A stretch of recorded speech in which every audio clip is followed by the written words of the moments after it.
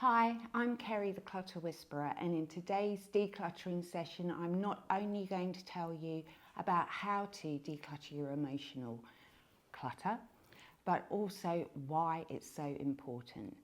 People underestimate the impact that keeping hold of stuff has on them, and I'm going to give you one example of a guy I work with called Brett, an electrician. He was going through a bit of a time of it. His marriage had broken up. He was sharing contact with the kids. He was stressed. But as we worked through his clutter, he started to get back on top of things. Things returned to their homes. He was able to get rid of stuff that didn't belong to him. Then we got onto the school memorabilia. It began well.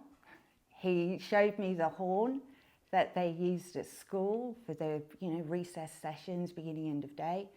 And the joy on his face as he described to me what it was like to be the chosen one to go and push the button, make the siren sound.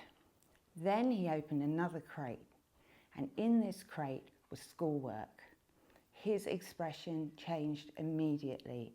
His face became a thundercloud and he became angry. He started to explain to me what his English lessons were like, and he had the same teacher for history. And for some reason, they didn't get on. And Brett, in looking at this old work, became angry and animated at how he was treated back then. And essentially what he was describing to me was how he felt humiliated. I had to feed back to him at that moment that did he realise the negative impact that interacting with that schoolwork had had on him? And he took a breath and said, yes, thank goodness. Then I asked him, do you really think it's worth keeping any more? And he agreed no. And thankfully, we got that out of the house. Who wants to revisit times when you're humiliated? And it completely robbed him of the good feeling he had about the siren, which he kept. So keeping hold of things that carry a lot of negative emotion really does impact on how you feel about yourself when you interact with it. I work with people that say to me, I can't actually go to that box until the end of our session. So we have that awareness, photographs, schoolwork, they all trigger a reaction. If the reaction isn't good, the bottom line is don't keep it. So let me tell you how to, step-by-step guide, how to declutter emotional stuff. I've got in front of me my emotional stuff. I'm about to move house again, and this is the last of the stuff that I actually migrated to Australia with 20 years ago. This is a project from 30 years ago, a crafting project I undertook with great gusto, calf facet, 1980s, early 90s project. So I took on this project. I spent, I think, almost $200 on wool, which is why I actually brought it with me when I emigrated. It's beautiful wool, and I didn't want to give it up. But I raised 2 children and had various jobs, and I haven't knitted for 30 years. So when I came back to this bag, it was a little bit of a time warp for me. I travelled back in time. I can remember being in Brighton, buying this wool. It was Christmas. All my Christmas money went on this wool. So I kept it because it had value. Looking at it now, I know I'm not going to return to this project.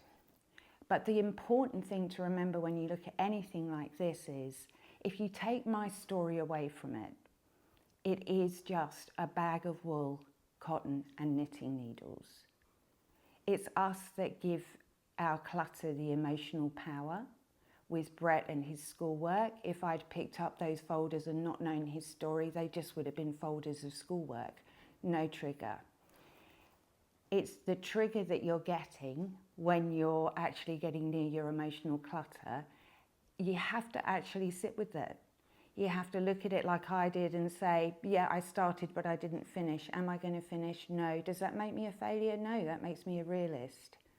Am I going to use this wool? Yes, I am, because it's still beautiful wool, and I've discovered that I really do want to knit, so I will. But Evaluating your clutter and detaching yourself from the story is the hardest thing you have to do. It's the first step, it's the essential step, and in getting there, you may well actually spend a bit of time feeling uncomfortable and unhappy. If something makes you feel uncomfortable and unhappy, reconcile yourself to it and let it go. If I wasn't going to knit with this and I've already started a new project, I would be passing this on to a crafting group, or I would be taking to an op shop where they do have haberdashery and things like that. It's important to remember that clutter is given power by us. It's our story that we put into it, which is why we stay stuck to it and it stays stuck to us. Whether it's emotional clutter or just an accumulation of things, what you have to do is detach your story from it. Many people I work with say to me, now I've told you the story, I can let it go. If there's someone you know that will sit and listen to your stories while you let things go, then get them on in to help. If not, then tell your story to yourself and then let it go. So it's all about the stories, it's not about the things, because things don't have feelings, we do. Wool is for knitting with. Art materials are for painting and drawing with. Books are for reading, and life is for living. So if you take that approach and apply it to your emotional clutter, it will give you some perspective, something to anchor yourself with, and a way of evaluating whether it still belongs in your life or not. Happily for me, this lot does, but most of people's emotional clutter is just that.